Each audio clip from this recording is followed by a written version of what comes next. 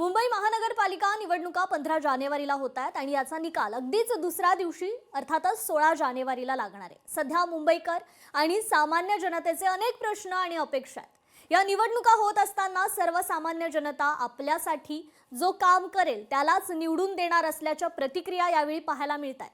मुंबई महापालिकेवर कोणाची सत्ता असायला हवी आणि मुंबईचा महापौर मुंबईकरांना कोण हवाय यासाठी मुंबईतल्या मतदारांशी वरळी परिसरातून आढावा घेत बातचीत केली आहे आमचे लोकशाहीचा प्रतिनिधी मीनाक्षी म्हात्रे यांनी। मतदार राजाला नेमकं मुंबई महानगरपालिकेवरती कोणाची सत्ता हवी आहे, कोणी विकास केलेला आहे नेमकं आतापर्यंत याचा आढावा घेणार आहोत। सध्या वरळी परिसरात आहोत। काका काय सांगाल, तुम्ही इथलेच मतदार आहात? हो। किती वर्षापासून तुम्ही इथे राहतात? झाली 40-50 वर्ष झाली।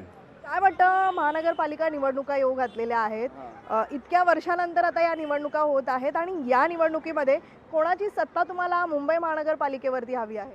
मला तरी असं वाटतं जे काम करतायत ना, आता ज्यांनी रिंग रोड बनवला आहे, पुन्हा की लोकांचे विचार करतात, लोकांना बैठक घेऊन त्यांना विचारतात बाबा तुम्हाला काय हवं आहे, लोकांचे प्रश्न सोडवावेत। ते जे निवडून येणार आहेत त्यांनी सगळ्यांची सोय केली पाहिजे। म्हणजे असं मी सांगत नाही की ह्याच माणसांनी निवडून यायला पाहिजे, पण जनतेची जो सेवा करेल ना त्याला निवडून द्यायला पाहिजे। शिवसेनेला देते। कोणती शिवसेना? आता ठाकरेंची एक आहे, ठाकरेंची यावर्षी मला असं वाटतं मराठी माणसाचंच आलं पाहिजे।